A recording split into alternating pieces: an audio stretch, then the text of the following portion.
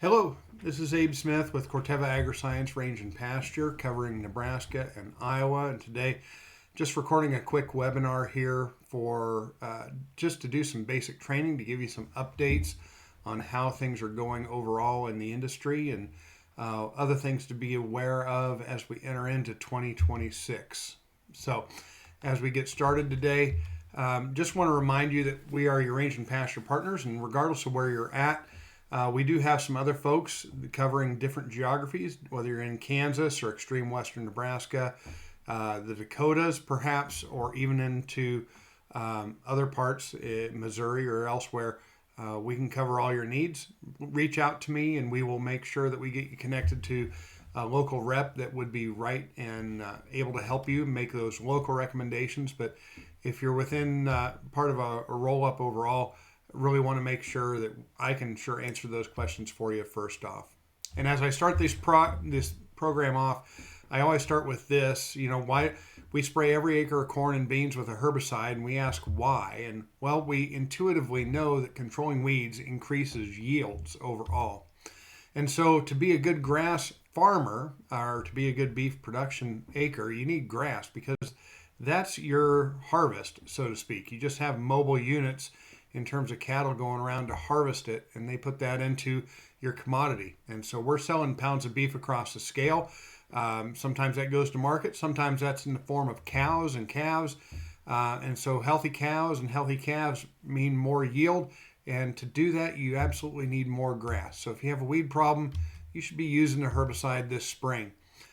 If we're not using a herbicide, we do see some issues crop up. We do see some issues around patch grazing, and we get really poor utilization of pastures overall. We don't get into the reaches of the pasture, and especially on some of these calving pastures, you can start thinking about now with customers today of how are they going to renovate some of those calving pastures that are going to be abused here in February, March, and April.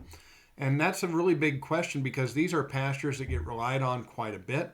They get a lot of heavy utilization, and you see this patch grazing effect to where you see some areas that are really concentrated on, some areas, especially on the outreaches, the edges, where they don't feed or they don't use mineral consistently. The cattle don't use them as much, and those areas usually need some tender loving care and attention, or to even spread out mineral feeders and watering sources, or even rotational grazing efforts to try and move those cattle around so we're not degrading some of this bottom ground that usually is high value, especially for those calving times. So you should be thinking with them right now about maybe doing some fertility work in the spring, thinking of giving those areas some rest and letting them rejuvenate. Anything they can do, because those areas, number one, they're top of mind because they're usually near the house. They see them every day and they get frustrated looking at them degrading. But number two, because they use them for calving, it's an extremely important piece of ground for them overall. So when we use weed control well, we usually see a reduced carrying capacity. We get more purchase feed required. We get spot grazing that occurs in those areas. But if we're doing consistent weed control, sometimes we can increase the stocking rates. But probably the number one thing that I see is we can replace grass for weeds a pound for a pound, if not better. That's been a consistent clarion call all through my time with Corteva here. And it's been a long time in the range and pasture business for me. I've been in touch with range and pasture and weed control in range and pasture. This is my 30th season doing it. So again, we lose a pound of weeds, we can gain a pound of grass, and that has a lot of impacts short term and even mid-term on your customers' ground there as well. We have a variety of products from Corteva that are longer residual. We have a number of products starting with things like Chaparral, which is probably fallen out of favor a little bit because we have some really economical options with Grazon PD3 and Duracor now that really fills that need. Grazon PD3 is that blend of Tordon and what we would call Freelex, or a 2,4-D choline that works exceptionally well. It's a lower odor formula of Grazon P plus D. And for the spurge customers, it's a good fit. 2.5 pints an acre would be the equivalent to a pint and a pound of 2,4-D, or at least very close to that. And Duracor is our Milestone plus Rinskor option, which has really continued to grow and grow into favor over a Grazon Next HL, especially when we mix a Duracor with a quarter ounce to a third of an ounce of metsulfuron, and we start to pick up that chaparral sort of impact because on some of these additional weeds that we tend to struggle with here in Nebraska overall. Reminder that Duracor has it controls more weeds, at least on the label, than what Grazon Next would. It's a no volatile mix. It's a very low odor. It's very low application rates, usually at a pint. Starting out in the season, we can go up to 20 ounces later in the season, or depending on if you deal with Canada thistle. We usually recommend 20 ounces pretty commonly on heavy Canada thistle areas. It's very tank mixable. It blends well with fertility, just like I was talking about earlier, doing some things with recovery efforts on some of these calving pastures. Duracor is a good fit for that weed and feed sort of approach, and it mixes well with UAN. Duracor gives you a lot of peace of mind because it is safe on grass. We don't have grazing restrictions. We don't have haying restrictions in Nebraska, although in Iowa and other states there are some haying restrictions that are attached to that. But it is a non-volatile, low odor option overall. And so you can pick your favorite weeds off this list. Where Duracor has really started to shine, though, has been things around black locust, honey locust in the southern tier of Nebraska and even into Iowa. It's a very good brush control on those two species specifically.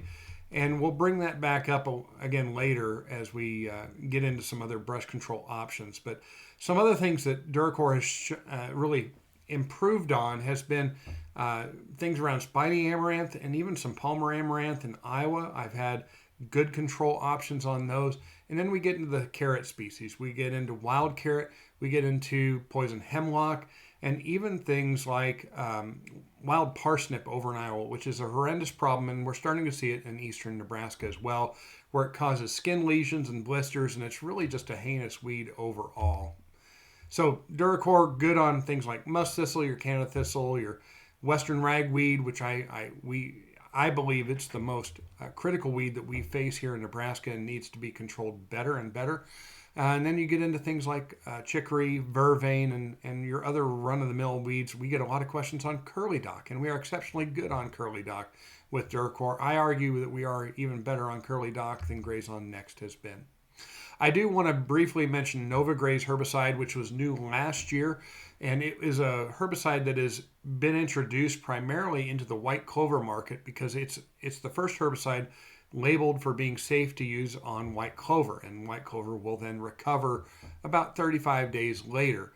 It is a non-residual herbicide. It doesn't have a lot of residual with it. I would consider it none, which has its benefits, especially for customers looking for non-residual sort of options. You're near crop ground, you're near bean ground, you want something that you can spray and not have a shadow effect for another year or two like we would with aminopyrrolid. This would be a better option for some of those acres, even better than just a straight 2,4-D because it's 2,4-D plus Rinskor. Again, just some of the ideas that we want to share with you briefly. It is essentially a non-soil residual product. It's very short for rotating to forage grasses, 14 days to forage grasses if they want to reseed. If you're going to reseed legumes, you have 30 days, and you have another 90-day crop rotation if you're going to plant other things behind that. It's really ideal for some of those acres where there's a lot of questions about what's going to go in this after this treatment is done. So some things to consider there overall. We generally focus on one use rate, 24 ounces an acre, and we can go up to 48 ounces an acre, but 24 ounces an acre should give you good control for moderate size weeds, what we would say would be label size of 4 to 8 inch weeds overall. And we do recommend a methylated seed oil, 1% volume to volume straight MSO overall. Grazon PD3 is a product that you are familiar with now, and it is not necessarily the replacement, but it is the parallel product for Grazon P plus D. It gives you the 2,4-D choline, it gives you the low volatility, low odor, lower application use rates, so people need fewer jugs at the end of the day. And it's probably one of my best options out there for leafy spurge today. Again, 2.5 pints works very, very well. I have cards with this sort of just Slim Jim cards that give you the equivalent rates here that people can transition with. Pound for pound and acre for acre, your cost on P plus D versus Grazon PD3 is actually flat, if not advantage towards Grazon PD3 at this point in time. So as you make your plans this year, consider stocking that PD3 versus Grazon P plus D overall. I have a broad variety of products in my portfolio that I can help you with, and not all of them are going to get airtime today, but we do have some unique products that have unique fits, and I can help you find all those issues, all the answers for the problems that you have. We have 2 application windows, primarily spring and fall. In the spring, we're going to treat all the weeds. We're going to treat the semiannuals, we're going to treat biennials and perennials, and you can use Duracore Grazon Next at our labeled rates. We're going to focus on weeds that are smaller in that window, and we're going to focus on May and June in that window, which includes things like buckbrush. And to buckbrush, we're going to add metsulfuron. 0.3 to 0.4 of an ounce of metsulfuron is really necessary, and that needs to happen before June 20th in Nebraska. Otherwise, it gets waxy and it hardens off. And then in the fall, we're going to not recommend on summer annuals. We're going to focus on biennials like your thistle complex, mullein, and perennials like Canada thistle. Products like Duracore at the high end of the use rate, exceptionally good on perennial weeds like Canada thistle. Same for Grazon Next. And for spurge, Grazon PD3 at that 2.5 pint rate, or you can look at 24 to 32 ounces of Tordon 22K in that fall window as well. As we get into brush, there's a lot of options and things around brush that we have issues with to require some specific recommendations. Here's just a handful of them. There's more in the book that Valerie has available. The state books that we have 4 or 5 pages of range and pasture for you to review. But more than that, just call me. And then with CRP, there's some specific guidance around CRP, but the biggest thing is planning. You have to plan ahead, and you have to know when they can make applications, when they can't, according to their local FSA office. So start planning those right now. In our state books, you'll also find this table, which is my handy swag sort of approach on what goes in the tank for customers that don't know how to calibrate exceptionally well. This is a great starting point for you to use and offer to customers. This is available as a PDF as well. So to simplify, I just want to mention one other simplifying sort of thing. A pint of Duracore Pine Remedy for mixed weed and brush issues has been exceptionally good over the last 2 years. When we have guys that call in and say, hey, I have some brush and weeds together, this is what I've been pointing towards. And with multiflora rows, with other issues, you have larger brush, we can scale up Remedy with that as well.